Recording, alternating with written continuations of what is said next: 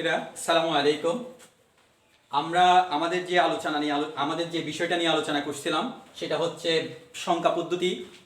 এই সংখ্যা পদ্ধতির দুই প্রকার, পজিশনাল সংখ্যা পদ্ধতি, নন পজিশনাল সংখ্যা পদ্ধতি।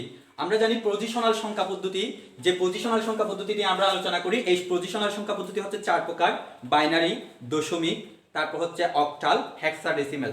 এই আমরা জানি প্রত্যেকটার বেস রয়েছে দশমিকের 10, বাইনারির 2, তারপর অক্টালের 8, তারপর হচ্ছে আমরা হেক্সাডেসিমালের 16। আমরা আজকে আমাদের অঙ্ক ক্লাসটা একটু সংক্ষিপ্ত করার কারণে আমাদের এখানে এই বেসগুলো এখানে লিখে রাখছি।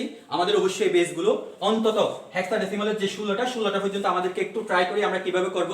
আমরা জানি বাইনারিতে 0 1, তারপরে 1টা লিখে তারপর 0 10, অন্যান্য প্রত্যেকটাতে যখন 2 হবে তখন বাইনারিতে হচ্ছে 10, অন্যান্য প্রত্যেকটাতে যখন 3 বাইনারিতে হচ্ছে 11, অন্যান্য প্রত্যেকটাতে যখন 4 বাইনারিতে হচ্ছে 100, 101, 110, 111, তারপর 1000, 1001, 1010। এভাবে আমরা কি করতে পারি, বাইনারি মানগুলো f পর্যন্ত 16 পর্যন্ত, অর্থাৎ আমাদের এতটুকু পর্যন্ত অন্তত কি থাকতে হবে, মুখস্থ থাকতে হবে।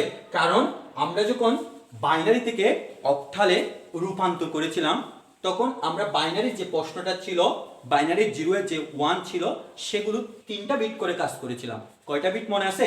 3টা বিট করে। আমরা যখন আজকে বাইনারি থেকে হেক্সাডেসিমালে রূপান্তর করব তখন আমাদেরকে 4 বিট ধরে করতে হবে। তখন আমরা যখন 4 বিট করে করব, এই এখানে যে 4 বিটের মানগুলো রয়েছে সেগুলো, অর্থাৎ এ বি সি ডি, এগুলো এখানে আসবে। সেজন্য আমাদেরকে অবশ্যই এখানে এই 1111 পর্যন্ত অবশ্যই আমাদেরকে অন্তত মুখস্থ পারি, টেকনিক্যালি পারি, আমরা যে কোনো টেকনিক অবলম্বন করতে পারি। আমি সাধারণত যে টেকনিকটা অবলম্বন করি, দেখেন 0 1 10 11, তারপর হচ্ছে যে 100 101 110 111, এরপরে 1000 1001 1010 1011, এরপরে অর্থাৎ 110, এরপরে 11 01, এরপরে 11 0 1 1 1 1, অর্থাৎ 4টা 1। লাস্টে যে পয়েন্ট সেটা যদি আমি 4টা 1 দিলে f পর্যন্ত চলে আসবে। তাহলে আমি প্রশ্ন কোথায় নিয়ে যাব? বাইনারি থেকে হেক্সাডেসিমাল। বাইনারি থেকে যদি হেক্সাডেসিমালে রূপান্তর করি, আমরা অবশ্যই কি করব, বাইনারির মানগুলো লিখব 0 1 1 0 1 0। আমি এটা লিখলাম, আমরা প্রাথমিক একটা করি, এটা লেখার পরে আমি প্রশ্নবোধক দিলাম। তার মানে আমরা বাইনারি থেকে কোথায় নিয়ে যাব? হেক্সাডেসিমালে নিয়ে যাব। বাইনারি থেকে হেক্সাডেসিমালে যদি নিয়ে যাই, আমরা প্রশ্নটা এখানে লিখলাম 0 1 0 1 0। এখানে কয়টা বিট রয়েছে? 6টা বিট রয়েছে। আমি যদি হেক্সাডেসিমালে নিয়ে যেতে চাই, আমাকে এই যে হাতের ডান পাশ থেকে এখানে 4টা বিট নিতে হবে। 4টা বিট, কারণ বাইনারি থেকে অক্টালে নিয়ে যাওয়ার সময় 3 বিট, আর বাইনারি থেকে হেক্সাডেসিমালে নিয়ে যাওয়ার সময় কয় বিট? 4 বিট। এই জিনিসটা যদি মনে রাখতে পারি, আমি বাইনারি থেকে যত বড় আমাকে বাইনারির অঙ্ক দিক, আমি হেক্সাডেসিমালে কি করতে পারবো? রূপান্তর করতে পারবো। এই দেখেন এখানে আমাকে 4 বিট নিতে হবে, কিন্তু এখানে আছে কয় বিট? 2 বিট। আগের মতোই আমি এখানে 2টা বিট কি করব? সংযুক্ত করব। সেই বিটগুলো কি? 0। 2টা 0 দিলে আমার 4 বিট হয়ে গেছে। তাহলে এখানে যদি আমি নামাই, এখানে আমি চিহ্ন দিয়ে নামাইলাম, এই তো এখানে 4 বিট মানে দেখেন এখানে 10 10 10 10 কোথায় আছে দেখি, এই তো এতে। তার মানে আমি এখানে কি দেব? এ দেব। কি দেব? এ। কারণ এই যে হেক্সাডেসিমালের যে বেস 1010 মিন্স কত হবে? এ হবে, এখানে এ দিতে হবে। তারপর 10 মিন্স কত? কারণ এখানে 2টা 0 মানে এখানে 10 মানে 2 দিয়ে আমি এটা কি করব? সুতরাং দিয়ে আমি 1 0 1 0 1 0, এটা আছে কোথায়? বাইনারিতে। এটা কোথায় নিয়ে যাব? এটা নিয়ে আসছি কোথায়? 2a, মানে বেস দিবে এখানে কত? 16। তার মানে এটা কোথায় চলে আসছে? হেক্সাডেসিমালে চলে আসছে। তাহলে এটা আমাদের এতটুকুই কাজ করলে হবে। এরপরে আমরা যে কাজটা করব একটু দেখি। আমরা এবার দশমিক দিয়ে করব। আমরা এখানে একটা 1 যুক্ত করলাম, দশমিক দিলাম, 1 0 1 দিলাম। এটা কোথায় আছে? বাইনারিতে।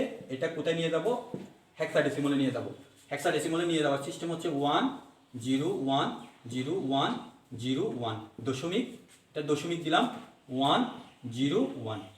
তাহলে আমরা এখানে একটু বিটগুলো একটু, এখানে 7টা বিট আছে, এখানে 7টা দিয়েছি। এরপর এখানে 3টা বিট আছে, এখানে 3টা, অর্থাৎ দশমিকের আগে 7টা আছে, 7টা থেকে আমি 4টা নিব। এখানে যদি 4টা নিতে চাই, একটা শূন্য দিতে হবে।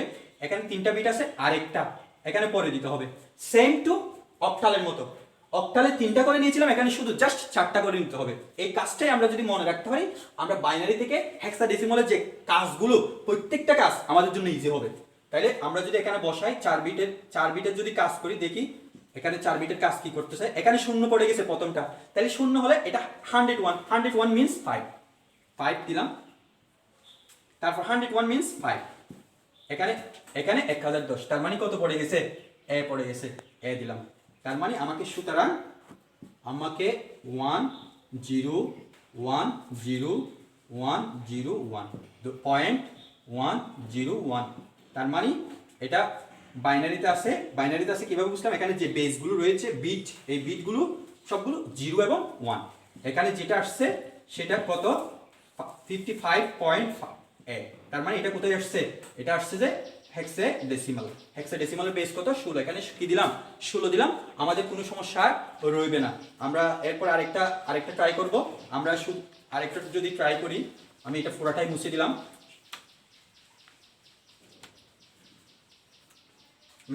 এবার লিখলাম 1101101.11, তাহলে এটা কোথায় আছে, এটা আছে কোথায় বাইনারিতে, এখানে বেস দিলাম, এরপরে এখানে প্রশ্নবোধক এখানে লিখে আছে, আমরা কোথায় নিয়ে যাব, হেক্সাডেসিমালে নিয়ে যাব, একেবারে সহজ একটা বিষয়।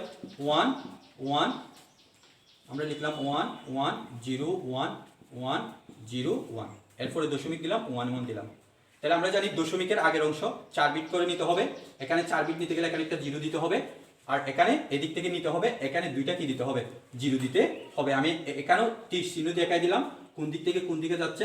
সুপ্রিয় শিক্ষার্থীরা একটু এখানে 4 বিট, এখানে প্রথমেই দুটো 1, তার মানে প্রথমে 01, তার মানে 1101 মিন্স এই যে ডি, আমি এখানে তীর চিহ্ন দিয়ে এখানে কি বসালাম ডি, এখানে 0 মানে এটা 110 মিন্স কত 6, এখানে তীর চিহ্ন দিয়ে আমি কত দিলাম 6, এটা কত দেখেন তীর চিহ্ন দিয়ে এটা 1100 মিন্স কত সি দিলাম, এখানে দশমিক ব্যবহার করলাম, সুতরাং 1101, তারপরে আরো একটা 1 আছে, তারপরে একটা 0, তারপরে একটা 1.11, এটা বাইনারিতে, এরপরে এটা নিয়ে CD.C 6, এটা 6D.6, তার মানে এটা কোথায় এসেছে, হেক্সাডেসিমালে চলে আসছে। সুপ্রিয় শিক্ষার্থীরা, আমরা যদি আমাদের এই যে কার্যক্রমগুলো আমাদের এই যে বাইনারি থেকে হেক্সাডেসিমাল এবং অক্টালে নিয়ে যাওয়ার জন্য যে কার্যক্রম, সেটা অবশ্যই আমরা বাইনারির এই বেসগুলো মুখস্থ রাখার চেষ্টা করব, যে কোনোভাবে টেকনিক্যালি হোক, সেটা আমাদের মুখস্থ বিদ্যার অনুসারে হোক।